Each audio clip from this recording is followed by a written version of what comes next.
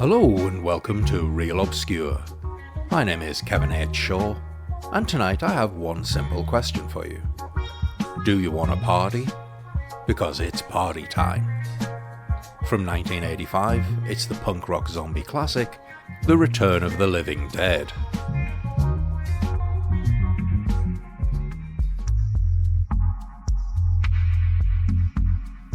So before we get to the movie itself, a quick horror history lesson.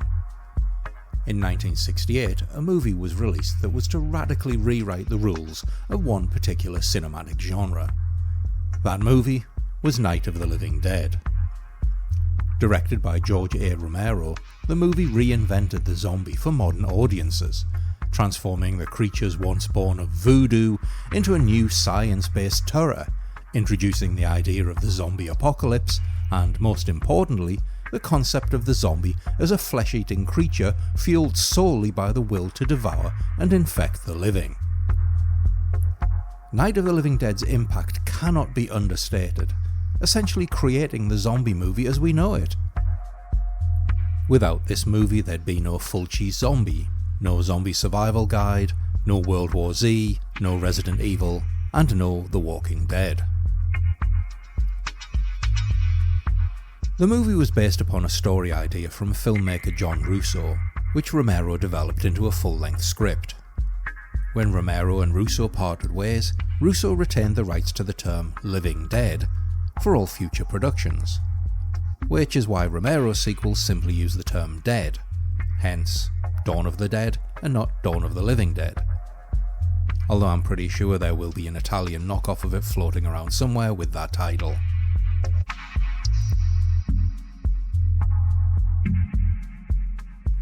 The Return of the Living Dead was directed by Dan O'Bannon, more on him in a moment, from a script he wrote based on a story by John Russo, Russell Striner and Rudy Ricci, in turn adapted from a novel written by Russo and Romero. Russo, Striner and Ricci had all worked on the original Night of the Living Dead, with Striner being both a producer and playing the role of Johnny, and Ricci, a longtime friend of both Russo and Romero, appearing as a zombie in Night of the Living Dead and as one of the bikers in the latter's sequel, Dawn of the Dead, in 1978.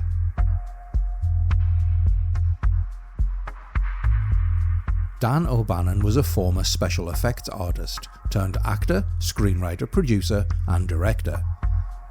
He worked with John Carpenter on their first movie, Dark Star, and was later name-checked by his friend in 1980's The Fog, which we covered in episode 17. O'Bannon rose to fame with the release of 1979's Alien, for which he wrote the screenplay and also acted as visual effects supervisor. He later went on to work on the movie Heavy Metal in 1981, and here's a fun me fact: one of my former co-workers once introduced me to his friend Gus, whom I would later discover was none other than the artist and visual designer Angus McKee, whose work appears in the Heavy Metal movie.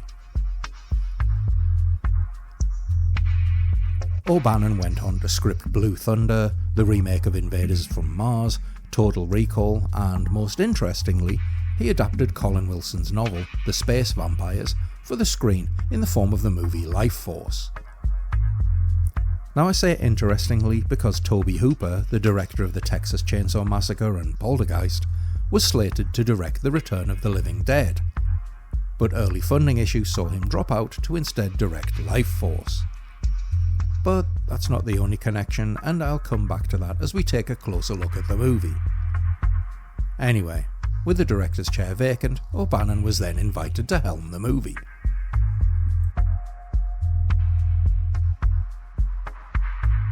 So, what's it all about? Well, the movie opens with a credit. The events portrayed in this film are all true. The names are real names of real people and real organisations. And just to add to this air of authenticity, a second graphic appears, stating July 3rd, 1984, 5:30 PM, Eastern Daylight Time. With its tongue firmly in its cheek and telling us that this is most definitely a true story, oh yes, wink wink, the movie begins, introducing us to Frank, foreman of the Udio Medical Supplies Company of Louisville, Kentucky, and his new employee, Freddy. Frank is played by James Karen. Karen was a successful star of TV and film, with credits including the long-running role of Elliot Randolph in the TV show 8 is Enough, plus movie credits including Poltergeist, The China Syndrome, Invaders from Mars, and Mulholland Drive. In a 2006 interview, he stated that he wrote much of his character's dialogue, and even his own death scene. Sorry, spoilers, but it's a zombie movie, so what do you expect? Freddy is portrayed by Tom Matthews. A former model and soap opera star, Matthews went on to later appear in Friday the 13th Part 6, playing the role of the adult Tommy Jarvis, which he reprised for the Friday the 13th video game and in a number of fan projects. Their boss, Bert, is played by Clu Gallagher. A familiar face to TV audiences in the 50s, 60s and 70s, Gallagher was known for his portrayal of cowboys, including playing Billy the Kid for 2 years in the TV western The Tall Man, no, not that one, and tough guys in a variety of crime shows. He also became quite the cult movie actor, appearing in The Initiation, A Nightmare on Elm Street 2, From a Whisper to a Scream, The Hidden, and many, many more now classic movies. Anyway, back to the movie. When Bert leaves for the 4th of July weekend, Frank takes Freddy into the warehouse basement, where he reveals a number of large metal drums. That's container drums, not Lars Ulrich's percussive setup, within which are sealed a number of dead bodies. Frank explains that the movie Night of the Living Dead was in fact based on a true story, in which the military covered up an outbreak of an experimental gas that was accidentally deployed and caused the dead to begin moving around. Due to a paperwork snafu, the drums containing the infected corpses and the trioxin were misplaced and wound up at the Udio warehouses. In a misplaced display of bravado, Frank bangs one of the containers to show how safe it is, and, as well you can imagine, it's not quite as safe as he'd have Freddy believe. The container ruptures, and the two men are exposed to a gas that knocks them both unconscious. Meanwhile, Freddy's girlfriend Tina and his friends Spider, Chuck, Casey, Scuzz and Trash decide to go meet up with him, as they're looking for a place to party, and Freddy apparently is the go-to guy for party hangouts. Later joined by the 7th member of their clique, Suicide, who owns a car, the group head off to pick up Freddy. I'll do a quick rundown of the cast here, but I am omitting Brian Peck. You can look that up online for yourself to find out why, but be warned that it is not pleasant. Tina is played by Beverly Randolph, an actor known mostly for a few horror B-movie roles after appearing in this film. She is however still working as an actor and producer to this day. Spider is Miguel Nunez, an actor with a successful TV career including roles in Tour of Duty and the Friends spin-off Joey. He also appeared in Juana Man and played DJ in the 1994 Street Fighter movie. But let's not hold that against him. John Philbin plays Chuck. He's appeared in a number of movies including Children of the Corn, Tombstone and Point Break, with the latter showcasing his surfing skills. Casey is played by Jewel Shepard. A former stripper, she appeared in a number of risque movies such as Hollywood Hot Tubs and its sequel, Electric Blue Volume 8 and Caged Heat 2. In an interview, she said that she met Dan O'Bannon when he would frequent a club she worked at, and the two became friends. When he was casting the movie, he invited her to play the role of Trash, who we'll come to in a moment, but she declined, as she was tired of appearing naked in movies and so instead auditioned for the role of Casey. She also wrote and directed 3 vanity projects showcasing her talents, and fans of industrial sleaze merchants Revco may recognise her from the Do You Think I'm Sexy music video. She also appeared in the Cameron Mitchell action horror What the Hell Am I Watching movie Raw Force. Mark Venturini plays Suicide. He's probably most famous for this role, and also appearing in Friday the 13th, Part 5. Sadly, he passed away at just 35 after battling leukemia. And finally we come to Trash, played by the iconic scream queen Linnea Quigley.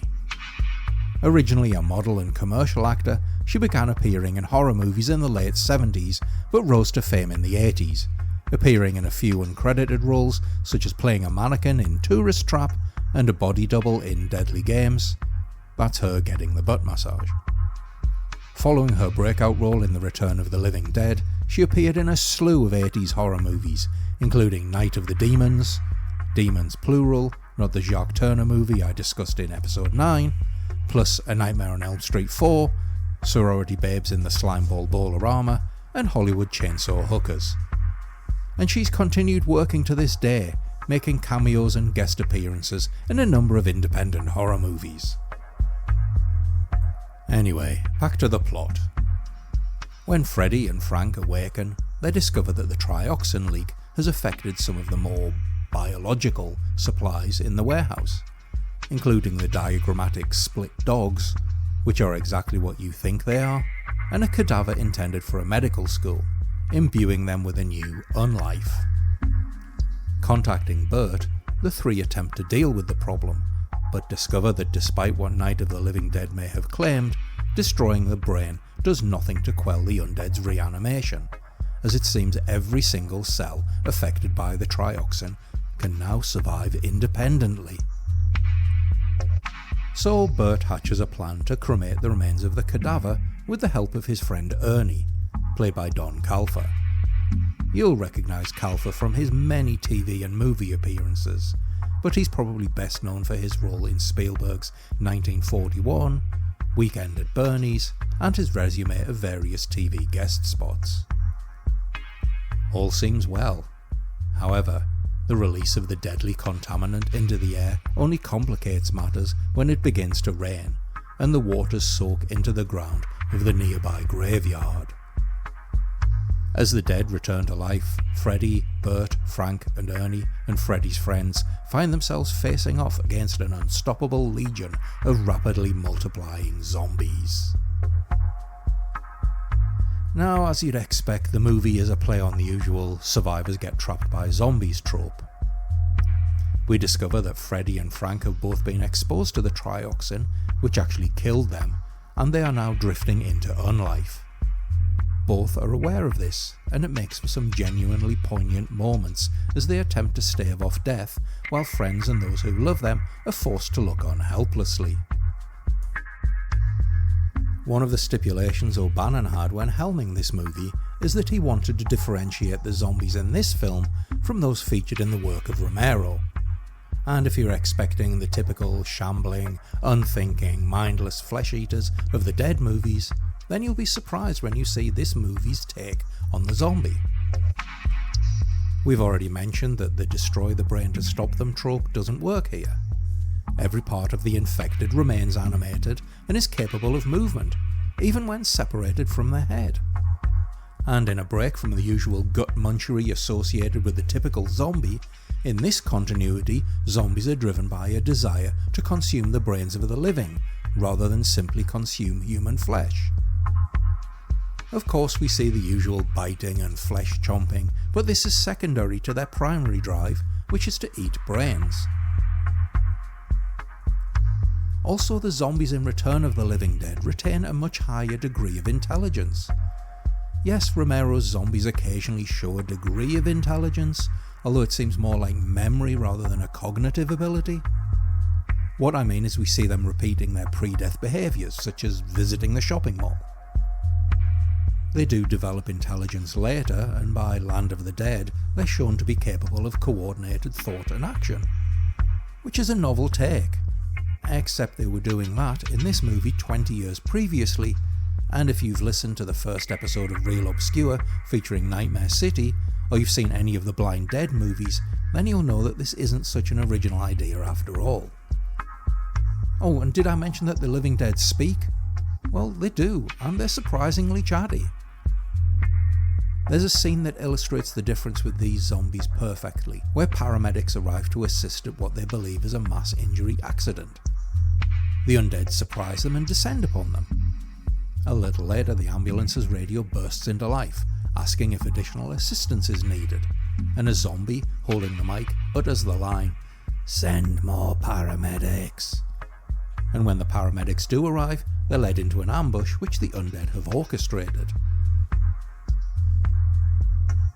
As for the brain eating, well, at one point the humans manage to capture one of the living dead, and having strapped her to a table, begin to question her. She explains that the dead feel pain continually, feeling themselves rotting, and that eating brains stops the pain, at least for a time. Interestingly, this bony, withered zombie has a somewhat similar appearance to the undead creature featured in Life Force, which O'Bannon also wrote and that was directed by this movie's original director, Tobe Hooper. Now I'm perfectly happy to chalk it up to a coincidence.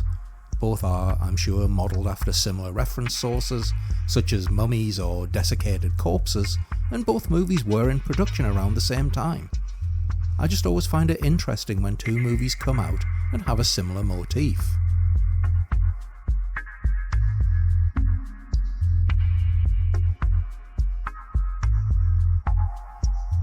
Another thing both movies are famous for is the amount of time their female leads, Linnea Quigley and Matilda May respectively, spend naked.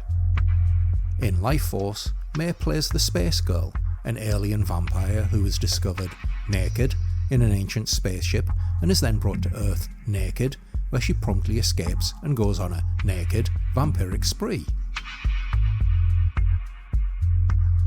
Here Quigley's trash is a death-obsessed punk who, during the gang's partying, strips naked and begins dancing on a tune.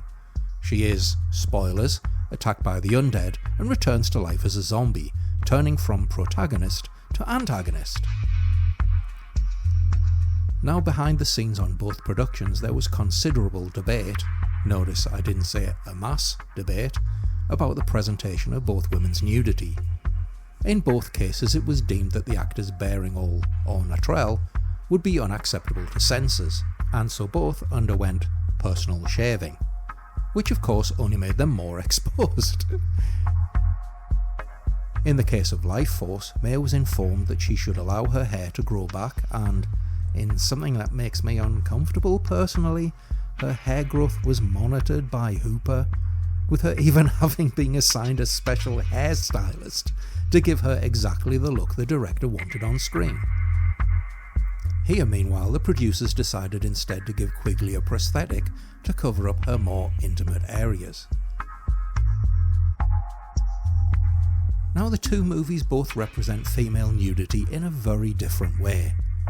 In Life Force, every shot of the Space Girl is pretty much male gaze, the movie. She's intended to be a seductive siren who is irresistible to men and the, quote, most overwhelmingly feminine presence. But when you compare this to Trash's nudity, there's a complete shift in the presentation. Trash's nudity is punk, an act of defiance that sits in stark contrast to Space Girl's, and, well, when you hear about the scrutinisation of Matilda May's pubic hair, it just feels kind of ick. Now of course Tobe Hooper isn't here to defend this, if he even has anything to defend, and I'm not for 1 second saying that anything untoward was going on. Hopefully that's enough to keep me out of legally. And O'Bannon did say he included Trash's nude scenes as something for horny guys. But looking at it now, Trash's choice to become naked does feel like the act of a stronger female character who is showing defiance towards cultural norms rather than the Space Girl who's there literally to be lusted over. I don't know, maybe I'm just overanalyzing the whole thing. Another difference from Romero's movies is the way in which humour is used in this movie. There's a great sense of gross-out comedy with some fantastic, genuinely funny performances from the cast, particularly Freddie and Frank. Whilst it's not Shaun of the Dead level out-and-out comedy or meta references, it is laugh-out-loud funny in places, and whilst I know some people don't enjoy humour in scary movies, here it works wonderfully well. with the comedic tone being integrated without being jarring. And when the movie's downbeat climax approaches, again, spoilers, sorry, but come on, it's a zombie movie, when do they ever end well? It actually works to highlight the darker moments of the movie's plot.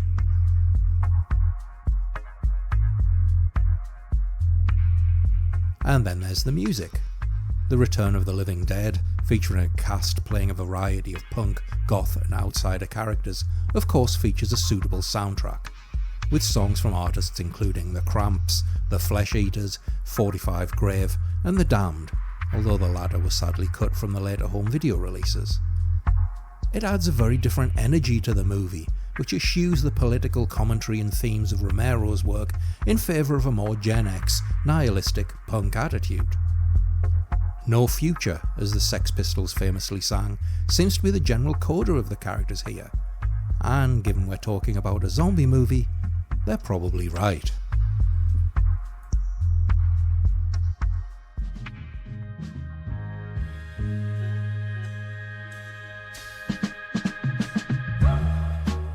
And on that note, thanks for listening, and I'll see you on the next episode of Real Obscure.